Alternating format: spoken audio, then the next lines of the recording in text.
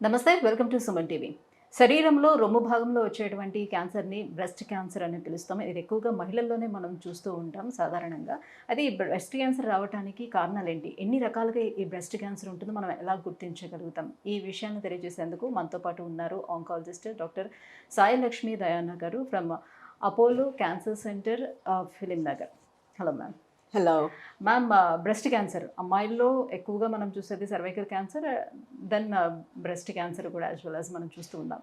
So ఎన్ని రకాలుగా ఉంటుంది ఈ బ్రెస్ట్ క్యాన్సర్? ఎలా మనం ఐడెంటిఫై చేయగలుగుతాం అంటారు? బ్రెస్ట్ క్యాన్సర్ యూజువలీ 3-4 టైప్స్ ఉంటుందండి. అందులో కామన్గా వచ్చేది డక్ట్ క్యాన్సర్, రొమ్ములో ఉండే పాల ట్యూబ్స్లో వచ్చే క్యాన్సర్. డక్ట్ అంటే ట్యూబ్, అది most common cancer.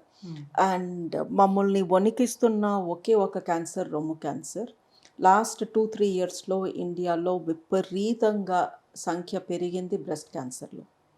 So breast cancer ఒకప్పుడు 2-3 ఇయర్స్ ఎగో వరకు సర్విక్స్ క్యాన్సర్, గర్భాశయ ముఖద్వారం క్యాన్సర్ కామన్గా ఉండేది. ఇప్పుడు బ్రెస్ట్ క్యాన్సర్ చాలా చూస్తున్నాము. అది కూడా 20-40 లోపు స్త్రీలలో చూస్తున్నాము. ఏ ఏజ్ గ్రూప్లో అయితే అసలు క్యాన్సర్ అన్న డౌట్ కూడా పడం. మనం 40 లోపు ఎవరికన్నా ఏదన్నా ప్రాబ్లం ఉంటే క్యాన్సర్ ఏమో అన్న థాట్ వచ్చేది కాదు. బట్ ఈ మధ్యన ఎందుకు ఇలా జరుగుతుందో మాకు అర్థం కావట్లేదు. విపరీతంగా బ్రెస్ట్ క్యాన్సర్ కేసెస్ చూస్తున్నాము. సో కారణం ఏంటి అనేది ఇప్పటికీ nobody knows. We are not able to understand. ఒకప్పుడు పిల్లలు పుట్టకపోవడము లేదా పిల్లలకి పాలు ఇవ్వకపోవడము అనే 2 కామన్ రీజన్స్ కనిపించేవి. బట్ 25-26 ఇయర్ ఓల్డ్స్కి ఎనీవే పిల్లలు ఆ ఏజ్లో పుట్టరు, పుట్టనప్పుడు పాలు ఎలా ఇస్తారు, వాళ్ళలో చూస్తున్నాము. So we are thinking obesity, hormone imbalance and stress. ఎక్కువగా హార్మోనల్ ఇంబ్యాలెన్స్ ఉంది కాబట్టి hormone imbalance, PCOD, periods time to time రాకపోవడము, దాని మూలంగా ఒబిసిటీ, లేదా ఒబిసిటీ మూలంగా హార్మోన్ ప్రాబ్లమా తెలీదు. 2 కామన్గా చూస్తున్నాము. And stress. దాంట్లో ఆబ్వియస్లీ చిన్న వయసులోనే ఉద్యోగాలు చేస్తున్నారు, ఇంటి నుంచి దూరంగా ఉంటున్నారు, బోల్డంతమంది లేడీస్ సింగిల్గా ఉంటున్నారు because of job and education reasons. So what is the exact cause we don't know. But ఒక పీక్ లాగా బ్రెస్ట్ క్యాన్సర్ కేసెస్ వచ్చేస్తున్నాయి యంగ్ లేడీస్లో. సో వీళ్ళకి రిస్క్ ఎక్కువ బికాజ్ వీళ్ళకి ఇది ఉంది, వాళ్ళకి అది ఉంది అని చెప్పలేకపోతున్నాము. అంటే జనరల్గా ఇంతకు ముందు ఏ ఏజ్ గ్రూప్ వాళ్ళకి 50-60.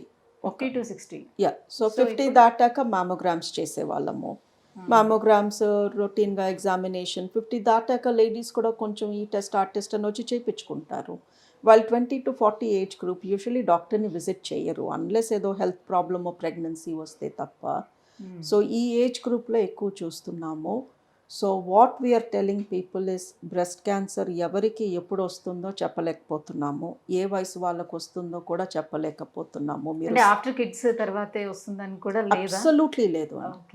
బికాస్ ఎవ్రీ థర్డ్ డే ఒక సింగిల్ ఉమెన్ లెస్ దెన్ 35లో చూస్తున్నాను. 3 రోజులకు ఒకసారి అలాంటి పర్సన్ నాకు కనిపిస్తే ఇక మీకు పెళ్ళి కాలేదు, మీరు ఇంకా చిన్న వయసు, మీకు రాదు అని చెప్పలేకపోతున్నాను.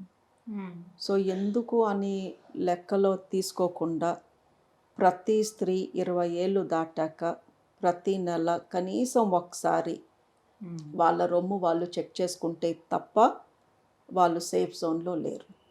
బికాజ్ యాజ్ ఎ డాక్టర్ నేను ప్రతి ఒక్కరిని ప్రతి నెల రమ్మనలేను. నేను చూస్తాను సెల్ఫ్ ఎగ్జామినేషన్.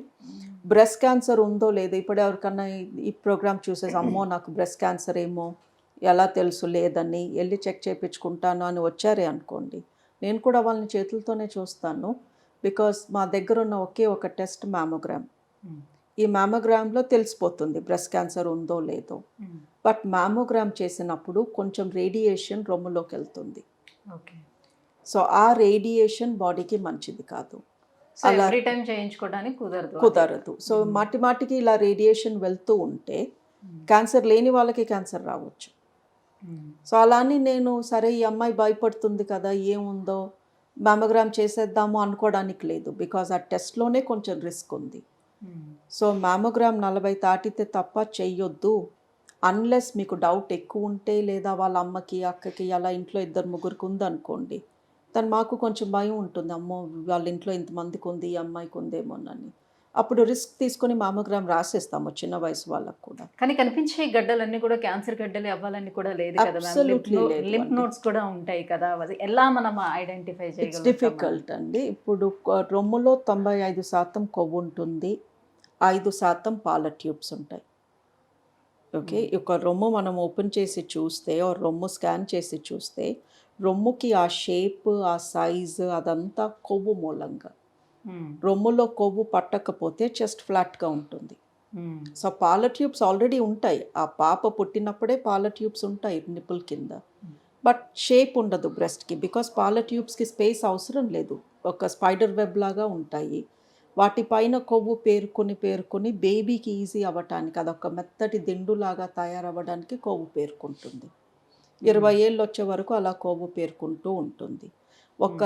ఒక స్త్రీ రొమ్ములో ఎంత కొవ్వు పేరుకోవాలి, తనకి ఏ సైజు రొమ్ము రావాలి అనేది జెనెటిక్స్. మన అమ్మ నాన్న వైపు వాళ్ళ బాడీ తీరును బట్టి మనకు వస్తుంది. సో ఒక స్త్రీ రొమ్ములో 95% కొవ్వు ఉంటుంది, 5% మిల్క్ ట్యూబ్స్ ఉంటాయి. క్యాన్సర్ మిల్క్ ట్యూబ్స్లోనే వస్తుంది, కొవ్వులో రాదు. కొవ్వు క్యాన్సర్ అనే కాన్సెప్ట్ లేదు. సో ఏ స్త్రీ కన్నా రొమ్ములో గడ్డ ఉంటే 95% అది కొవ్వు గడ్డ. సింపుల్ ఇన్నోసెంట్ కొవ్వు గడ్డ, దాని గురించి భయపడాల్సిన అవసరం లేదు. 5% గడ్డలు క్యాన్సర్ గడ్డలు అవుతాయి. సో ఇప్పుడు ఎవరైనా సెల్ఫ్ బ్రెస్ట్ ఎగ్జామినేషన్ చేసుకున్నారు, గడ్డ తగిలింది, ఆ అమ్మాయికి ఎలా తెలవాలి ఇది కొవ్వు గడ్డ లేదా క్యాన్సర్ గడ్డ? She won't know. So she should come to us. మేము ఎగ్జామిన్ చేస్తాము, మాకు క్లారిటీ వచ్చేస్తే చెప్తాము, క్లారిటీ రాకపోతే స్కాన్కి పంపిస్తాము. స్కాన్లో చెప్తారు ఇది కొవ్వు గడ్డ లేదా క్యాన్సర్ గడ్డ, దాన్ని బట్టి వి అడ్వైస్. సో ఈ ఎగ్జామినేషన్ ఎందుకు అంటే, మిమ్మల్ని మీరు చూసుకుంటూ ఉంటే ఎప్పుడన్నా గడ్డ తాకినా, నిప్పుల్లో నుంచి రక్తం వచ్చినా, లేదా చర్మం మొద్దు బారిపోయినా, ఆరెంజ్ పీల్ అంటాము, కమలాకాయ తోడులాగా చర్మం మొద్దుగా అయిందనుకోండి, అది క్యాన్సర్ లక్షణం. లేదా మీరు చేతులు పైకెత్తి నిల్చున్నప్పుడు నిప్పులు లోపలికి వెళ్తుంది అనుకోండి, అది క్యాన్సర్ లక్షణము. లేదా చంకలో గడ్డ తగిలిన, అప్పుడు మీకై మీరు ఆలోచించి గూగుల్లో ఎత్తికేసుకోవద్దు ఇది కొవ్వు గడ్డ క్యాన్సర్ గడ్డ, ఒకసారి వచ్చి చూపించుకోండి, then we will advise you. And feeding కూడా, మదర్ ఫీడింగ్ కూడా సరిగ్గా ఇవ్వలేని వాళ్ళకి కూడా బ్రెస్ట్ క్యాన్సర్ వచ్చే ఛాన్సెస్ ఉంది అని వినిపిస్తుంది, నిజమేనా? దానికి దీనికి అసలు ఏమైనా సంబంధం ఉందా?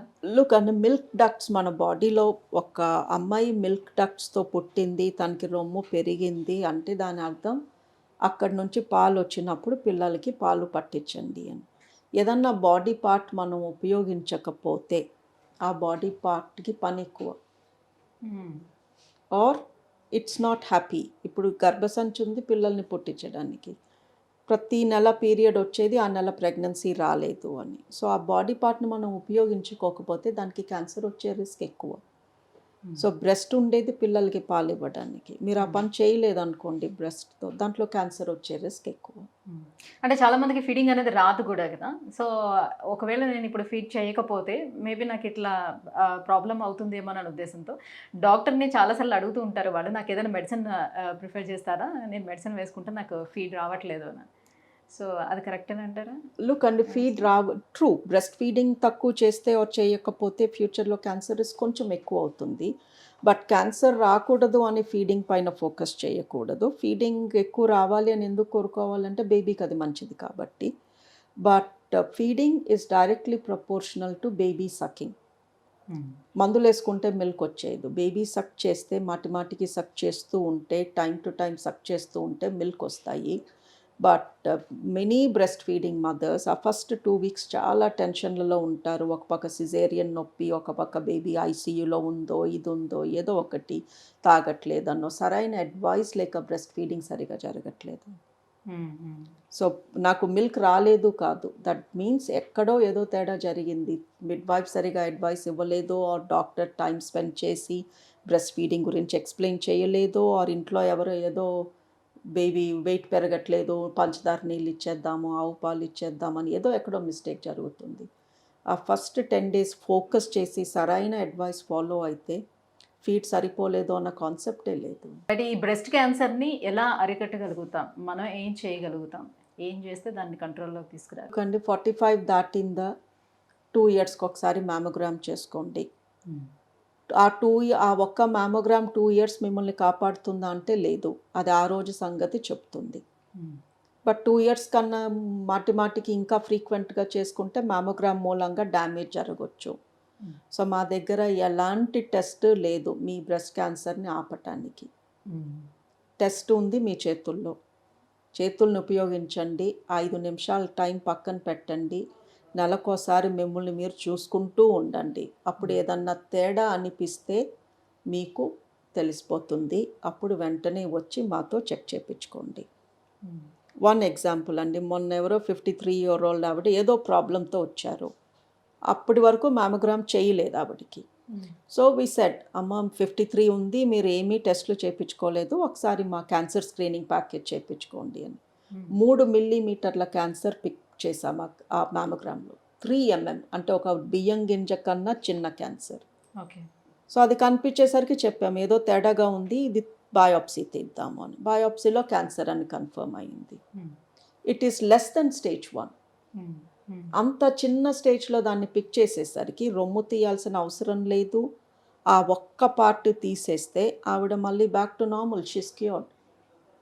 సో 45 దాటాక అట్లీస్ట్ 2 ఇయర్స్కి ఒకసారి మ్యామోగ్రామ్స్ చేస్తూ ఉంటే, ఇలాంటి చిన్న చిన్న స్టేజ్లోనే పట్టుకుంటే అసలు లైఫ్కి రిస్కే లేదు.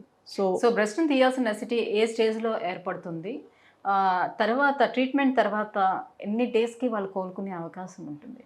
లుక్ అండి, బ్రెస్ట్ తీయాల్సి వచ్చింది అంటే ఐదర్ క్యాన్సర్ బ్రెస్ట్లో మోర్ దెన్ 1 ప్లేస్లో ఉంది, ఆర్ క్యాన్సర్ చాలా పెద్దగా ఉంది, or it is a high risk cancer.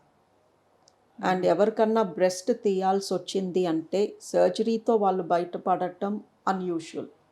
So రొమ్ము పోగొట్టుకున్నారు అంటే కంపల్సరీ వాళ్ళకి రేడియేషన్ అన్నా, కీమోథెరపీ అన్నా, హార్మోన్ థెరపీ అన్నా, ఇమ్యూనోథెరపీ అన్నా కొన్ని నెలలు లేదా ఇయర్స్ పాటు ఇవ్వాల్సి వస్తుంది. ఫ్యామిలీ హిస్టరీలో ఉంటే ఖచ్చితంగా వచ్చే ఛాన్స్ ఎంతవరకు ఉంటుంది? 10%. సో మామూలుగా ప్రతి 10 మందిలో 8 మందిలో ఒకరికి చూస్తాము. బట్ అదే ఫ్యామిలీలో కానీ, అమ్మకి కానీ, అక్కకి కానీ, చెల్లెలకి కానీ, ఆర్ అమ్మ వైపు 2 రిలేటివ్స్ ఆర్ నాన్న వైపు 2 రిలేటివ్స్కి కానీ బ్రెస్ట్ క్యాన్సర్ ఉంటే మన రిస్క్ ఇంక్రీజ్ అయిపోతుంది ఆల్మోస్ట్ అప్ టు 25%.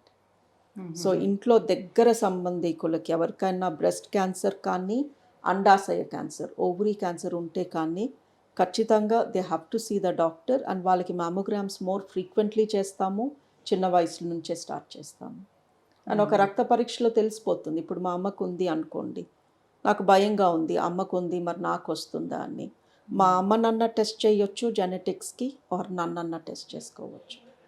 దాన్ని బ్లడ్ టెస్ట్ అంటాము, క్యాన్సర్ జీన్ టెస్ట్ అంటాము. ఈ టెస్ట్ చేసుకుంటే తెలిసిపోతుంది అమ్మ నుంచి నాకు ఈ క్యాన్సర్ జీన్ వచ్చిందా, లేదా నాన్న నుంచి వచ్చిందా, లేదా అక్కకు ఉంది కదా అదే నాకు వచ్చిందా కనుక్కోవచ్చు.